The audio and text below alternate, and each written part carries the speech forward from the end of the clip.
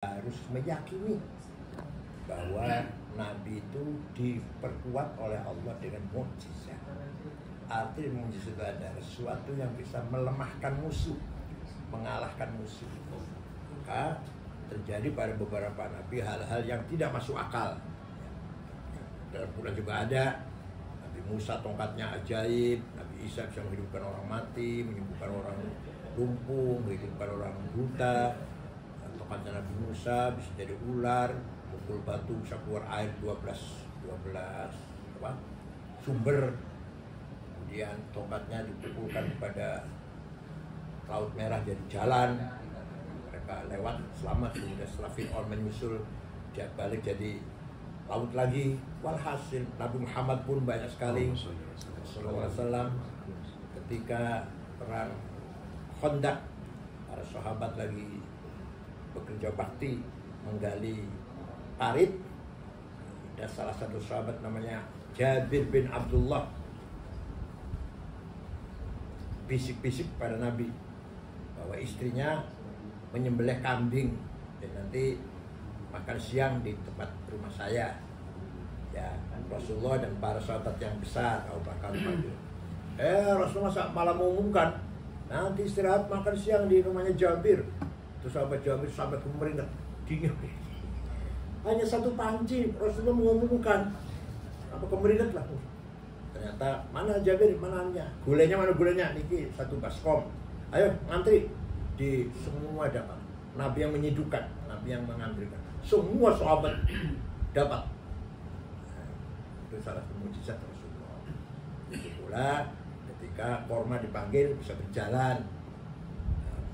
Air mancur dari tulangnya, itu semua ada itu namanya mukjizat. Harus kita yakini, harus percaya. Nah, di samping mukjizatul khalidah, yang paling langgeng ada Al-Quran. Al-Quran 15 abad sampai sekarang tidak berubah, tidak bertambah, tidak berkurang. Jangan satu kalimat titik pun nggak berubah. Karena apa? Dijaga oleh para hufaz, dijaga oleh orang yang menghafal Quran. Jadi kalau ada percetakan salah, ketahuan. Coba kita suci lain, gak ada yang hafal. Silakan tanya pada Romo, apa nggak Injil? Pada orang Yahudi apa nggak Taurat? Ya apa ada kutipan. So kalau seperti itu aku takut dulu apa nggak ada. Di agama lain nggak ada. Silakan tanya pada biksu Hindu Buddha, ada yang hafal? Nggak ada. Tapi umat Islam anak kecil pun bisa hafal Al-Quran. Bahkan Quran dihafal sangat mudah, walaupun nggak ngerti artinya. Anak kecil yang hafal Quran satu halaman nggak ngerti artinya itu 10 menit hafal, seberapa jam hafal?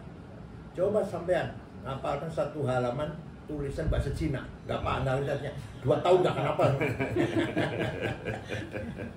Nah itu mukjizat, harus percaya, harus. Mukjizat kita harus beriman. Para nabi dibekali dengan mukjizat. Nabi Muhammad SAW mukjizatnya sangat banyak. Isra Mi'raj juga mukjizat. Yang paling khalidah yang Al-Quran. Nah setelah Rasulullah, para sahabat mempunyai karomah tertulis dalam sejarah, harus dipercaya kalau kita orang Islam. Sayyidina Umar melihat dari mimbar beliau lagi khutbah Jumat, melihat pasukan Islam akan dijebak.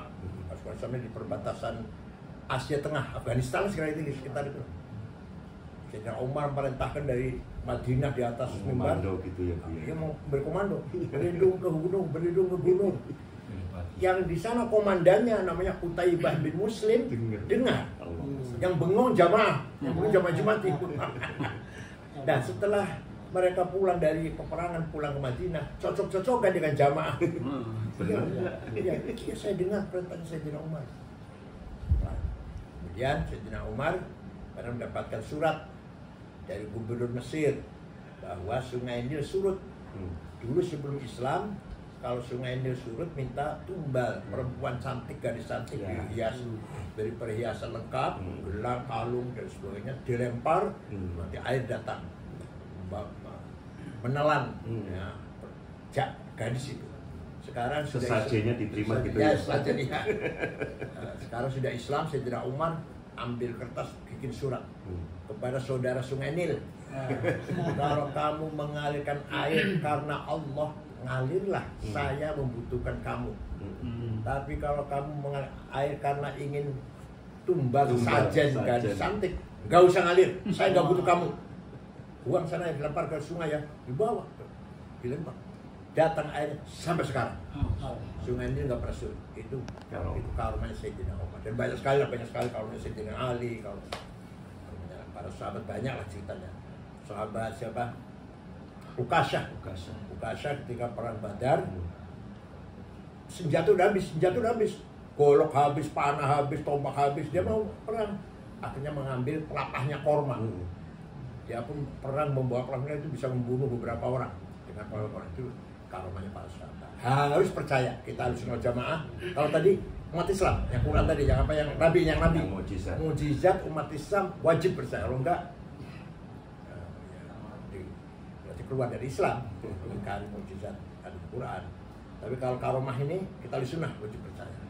Nah, setelah para sahabat ada aulia. Aulia itu adalah kekasihnya Allah. Dan mereka diberi karomah itu apa? Diberi ujian. Sombong apa enggak? Ya. Kamu kasihku, ini saya beri keistimewaan. Kamu jadi ujub apa enggak? Jadi apa? Ujub yang membanggakan diri apa enggak? Nah, al-karamah ibtila. Karamah itu adalah ujian dari Allah. Maka al-istiqamah afdal min alfi karamah. Orang bisa istiqomah, ibadah terus istiqomah, gak pernah geser, gak pernah ragu imannya, ibadahnya gak pernah terlambat, lebih mulia daripada karomah. Apa artinya? Ukuran karomah diukur dari syariat. Artinya, kalau orang wali kemudian memegang syariat dengan benar, ibadah benar, syariatnya dijalankan, kemudian beliau mempunyai khariqul adah, kita terima, kita percaya. Banyak sekali dalam kitab Jami' Karamatul Auliya ada seperti itu. Beberapa wali yang mempunyai karamah. Ada Syekh Abdul Qadir Jalani, Ma'af Al-Karhi, Sayyid Ahmad Badawi, wali kutub terutama 4 ya. Qadir Jalani, Abdul Hasyadzili, Hasan Rifai, Sayyid Ahmad Badawi, dan Ma'af Al-Karhi juga begitu. Nah, konon katanya para wali songo di kita juga banyak sekali karomahnya yang bisa kita saksikan. Sunan Kalijaga ketika dakwah Islam membawa jago, ayo diadu jagonya. Kalau jago saya kalah, saya ikut kamu. Kalau jago saya menang, kamu ikut saya. Gak pernah kalah jagonya Sunan Kalijaga itu. Orang masuk Islam semua ketika ada jagonya kalah. Itu pula Sunan Gunung Jati, itu Syaibatullah, itu luar biasa juga, terkenal dengan apa, karomahnya. Sangat luar biasa. Banyak sekali cerita, silahkan baca dalam bab Cirebon ya, walaupun ada beberapa yang berlebihan. Nah, ada itu kita percaya, Ahlul Jamaah harus percaya karomah. Ahlul Jamaah harus percaya karomah. Mu'tazilah nggak percaya. Mu'tazilah tidak percaya karomah. Kalau mujizat percaya mujizat. Kalau karomah aulia, Mu'tazilah tidak percaya. Mu'tazilah itu paling menggunakan akal. Harus ada kausalitas, sebab akibat. Kemudian setelah itu para ulama. Kalau ulama namanya ma'unah. Gimana ya kalau saya ceritakan, bukan berarti saya sombong ya. Kiai Mahrus Lirboyo itu, suatu waktu masih mondok santri, jam 2 kelilingi pesantren, keamanan, dibacok kepalanya oleh PKI. Lirboyo itu banyak PKI, Lirboyo waktu itu keluar apinya kepalanya. Akhirnya terkenal dan diambil mantu oleh Mbah Manaf ya. Pernah lagi pergi ke Gresik, Sedayu, waktu itu belum ada jembatan, sepedanya lewat getek, merosot, remnya merosot, nyemplung. Gimana keluar dari mobil basah aja enggak, itu banyak orang menyaksikan. Itu salah satu riwayat. Kemudian marinir ketika Gestapo, mertuanya marinir itu PKI, dibunuh oleh santri di Boyo. Mari datang ke Lirboyo mau membunuh Kiai Mahrus, mana? Keluar. Kemarin kasih tahu itu ada Mari marah-marah di halaman. Siang, santri nonton. Ya, Kiai keluar. Ada apa? Lemes. Jangan mau nembak lemes, malah jejak ngobrol, jejak jagongan ngomong, malah pulangnya kasih uang. Itu itulah beberapa makmurnya para kiai. Banyak sekali ya. Kiai Arsyad Kampungan, kakeknya Wahidi, Pak Wahid dari PKB itu kakeknya. Cari Jepang, rumahnya gede dah, gak ketemu. Padahal dia duduk di ruang tamu, duduk di depannya ruang tamu ini, gak ketemu, gak kelihatan. Termasuk ilmunya Kiku Cirebon. Kiku Cirebon punya ilmu 3. Syekh Somadullah namanya, putra Prabu Siliwangi dari Ibu Subang Larang. Syekh Somadullah terkenal Kiku Cirebon, ya itu bupati lah. Dia punya 3 ilmu. 1 bisa menghilang, bisa nggak ketahuan orang. 2 bisa kelihatan besar. 3 mengerti bahasanya binatang. Orang Cirebon selalu baca Fatihah untuk Kiku Cirebon. Begitu pula, banyak sekali contohnya, banyak sekali ya. Hasil lah kita percaya bahwa ulama itu mempunyai keistimewaan ma'unah namanya, bukan karomah, sembawanya karomah, ma'unah, pertolongan dari Allah. Tapi ulama dapat ma'unah itu, kita percaya beliau adalah ulama yang betul-betul minas sholihin, tidak sombong, tidak menyombongkan ma'unah gitu. Semua kembali pada Allah. Kalau ada orang bisa begini-begini, bisa dipacok nggak mempan, bisa jalan di atas air dengan sombong, itu dukun itu. Dukun namanya itu, bukan wali itu. Karomatin jin ya Pak. Kalau wali semakin dapat yang karomah, semakin takut kalau dia itu ujung. Itu. Dia dapat karomah itu makin takut. Pernah ada seorang wali namanya Hamdun Al-Qassar, jalan-jalan ke pasar. Ke pasar, ketemu dengan iblis. Kamu di sini enggak libur godain orang apa? Alah sudah, saya sudah ringan tugas saya godain orang. Kenapa? Karena sudah diganti oleh ya orang yang bersorban tadi. Orang bersorban itu banyak juga iblis itu kira-kira itu. Akhirnya apa? Akhirnya apa? Ya Allah, saya nggak mau diberi kasyuf seperti ini. Dan kebetulan saya nggak usah dikasih kasyuf seperti ini udah. Nanti saya sombong nanti. Jadi bisa tahu begitu sudah, nggak usah saya dikasih. Bisa ketemu iblis, itu saya nggak usah kasih. Alhamdulillah Al-Qassar. Karena menjadi ujub. Saya hebat nih, itu. Dia sampai dari ujub. Alhasil semakin orang itu waliullah, semakin rendah hatinya. Semakin merasa dirinya Abdullah, hamba Allah yang sangat al-faqir dalil, yang sangat fakir, sangat hina. Semakin gitu, semakin wali itu. Kalau yang masih sombong berarti jauh dari wali.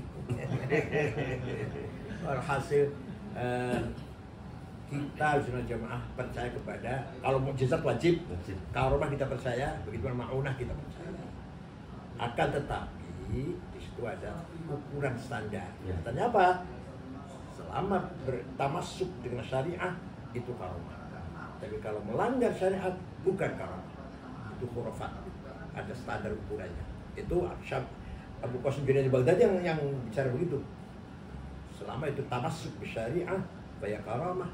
Kalau bukan itu ada syaitan, khurafat. Imam Junaidi mengatakan dalam kitab At-Tusi, Al-Lumah karangan At-Tusi. Jadi kalau ada seorang soleh, ibadahnya baik, akhlaknya baik, ikhlas, mempunyai ma'unah, itu berarti waliullah. Tapi kalau tidak sholat, nggak sholat apa berarti khurafat. Apalagi sampai membanggakan dirinya, sampai menyombongkan diri, itu malah jelas itu bukan karomah tapi khurafat. Ukurannya begitu ukurannya. Saya tidak akan menyebut personal seseorang, tidak. Itu standar umumnya seperti itu, bahwa ada mujizat, ada karomah, ada ma'unah, ada. Tapi siapa yang diberi ma'unah, karomah? Nurun yahdifu ala qalbi man yasha, direct illumination, pemberian langsung dari Allah. Contoh Gus Dur, saya tahu sendiri kalau Gus Dur, saya tahu sendiri. Banyak sekali buktinya, ngendikannya apa? Perkataannya banyak. Waktu baru dioperasi rumah sakit, di kamar ada 5 orang, saya, Pak Muhaimin, Pak Saifullah Yusuf, Pak Wisnu Ketua Golkar Jawa Tengah, dan Pak Subiakto Cakrowardaya, Menteri Koperasi. Gus tiba-tiba ngomong, "Mengko aku bakalin jadi presiden. Nanti saya jadi presiden." Ini kita orang 5 ini kaget. Ini Gus udah konslet ini. Masih Pak Harto. Udah presiden. Dan jalan-jalan pagi, jogging, kira olahraga, mampir ke rumah saya jam 7:30 kita minum, kita roti tawar, duduk, saya buka AC-nya di rumah sana, tidur ngorok 20 menit ada saknya Ulil yang itu ada Ulil, Dr. Ulil.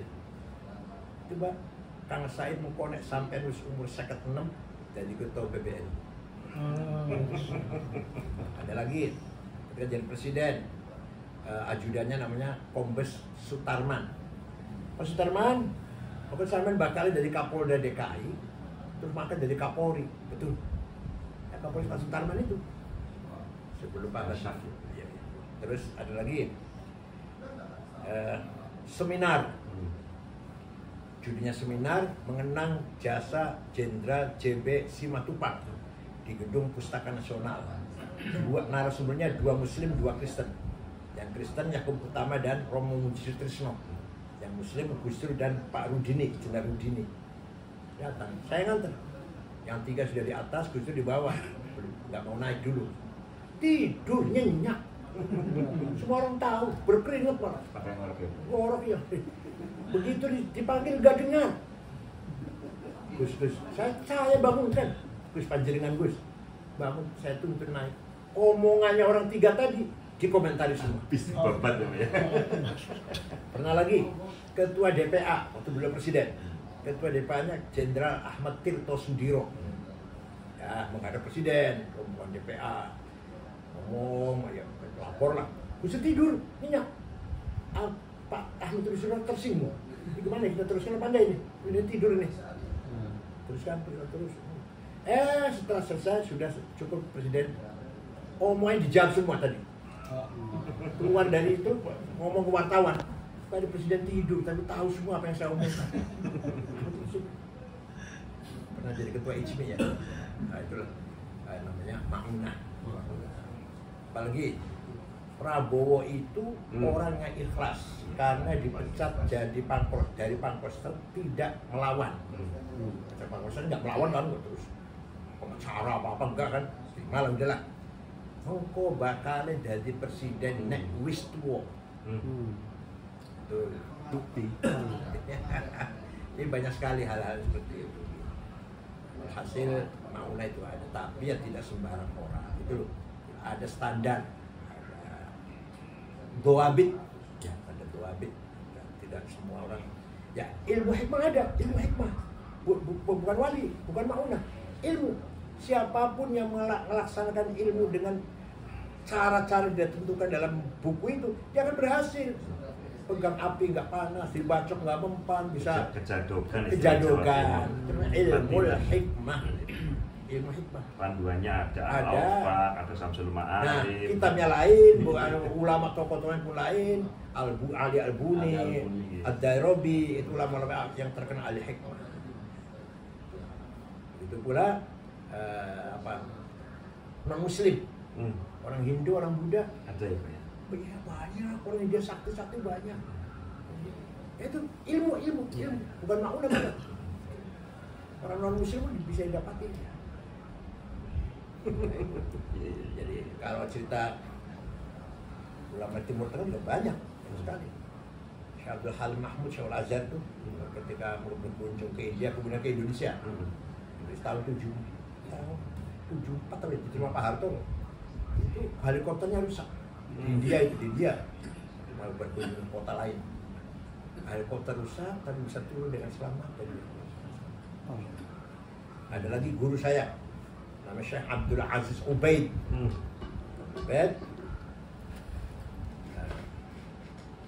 Mau pergi ada acara di stasiun kereta api, ada orang bawa full tuh kacangnya ya bubur kacang lah. Bubur kacang. Menimpa pakaiannya nih. Dia terima. Nggak marah, dia terima. Dia pulang ganti pakaian. Kereta yang tadi kalau naik kereta kebakaran kereta. Itu juga Ma'unah minallah langsung.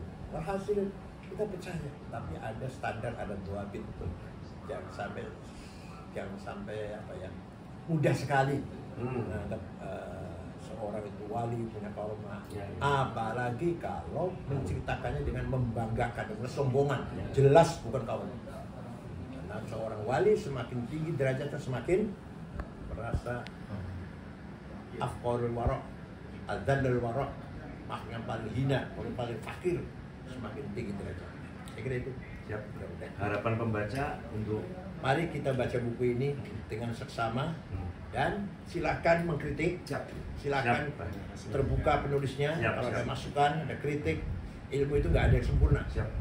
Siapapun nggak ada sempurna manusia ini. Maka silakan memberi masukan, berikan catatan, ta'liqat, tahqiqat, ta'liqat, mengedit, membenarkan, meluruskan kalau ada yang salah. Bahkan niatnya dengan menyempurnakan. Itulah para ulama seperti itu. Maka dalam usul hadis ada ilmu jarh wa ta'dil, ilmu kritik dan meluruskan. Contoh, Imam Bukhari tidak ada hadis yang mengambil riwayat dari Imam Ja'far Shadiq. Bukan tidak cinta, bukan produk sayyid. Dia hormat. Tapi Imam Bukhari kanan kirinya yang meriwayatkan tuh banyak tidak bisa percaya, banyak yang bohong. Banyak khianat ya Pak. Iya. Seorang sekelilingnya Sayyid Ja'far Shadiq itu. Sekelilingnya Sayyid Ja'far Shadiq. Iya. Maka dia tidak ada hadis yang dari Ja'far Shadiq. Iya. Siapa tahu Habib itu baik orang itu sekelilingnya bukan mukibnya ya. Siap Pak. Terima kasih banyak apa. Mohon doanya juga. Yalah. Terbuka mau. Siap, Pak. Dia kritik silakan. Dan saya memang